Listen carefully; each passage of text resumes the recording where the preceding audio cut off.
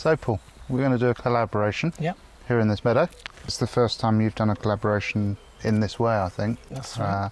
Whereas I've done a number of performances which have ended up collaborating with other normally painters or performance artists. But the whole point of a performance is it is spontaneous, that the performance will happen in real time. So when Paul's drawing for two days solid, or however long that process is going to be, lots of accidents will happen. There's lots of things out of his control, even though what you're doing is very controlled. Yeah, I like the idea of that influencing and affecting the way that I work, and seeing what suggestions come from that. I think there's things that you try and control as you make work as an artist, and sometimes things just then appear and chance occurs, and I'm interested to see how that might affect my practice or how it affects the work that I'm planning to make. You always have that idea of how it's going to end up, so I like the idea that things might happen along the way, and that element of risk.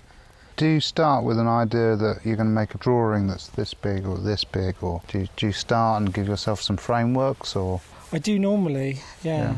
And that's the other interesting thing with this. I'm actually planning a very large scale drawing of one of these beautiful oaks, and to I suppose work more from the elbow rather than the wrist. So even that might not sound very much to some people, but for me that's quite a thing. That's massive change, isn't it? It's sort of like that thing of being very, the distance is there rather than over there.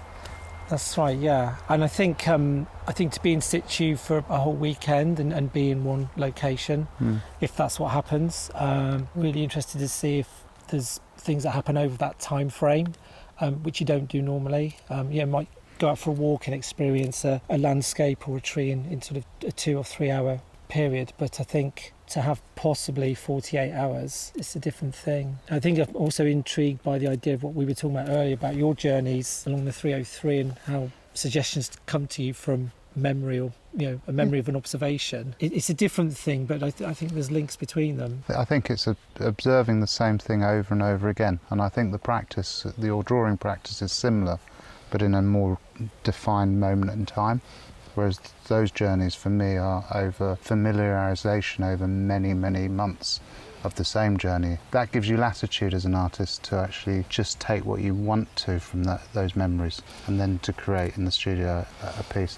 All mark making is about a moment in time, when pencil strikes a paper or paintbrush stripes canvas. A performance where two people are interrelating, we will create those tensions and moments, and then it's about how we record that and what residue gets left from the performance. I think I have the same thing though working with graphite, that I think when I started out working with that material, you're very aware of the fact that it can be erased or lost more easily than maybe other medium, and so I'm interested to place that into this context and see about when you make a piece where it then sits up as either an experimental piece or something more finished. So I'm just really up for seeing where that moment in time then leads.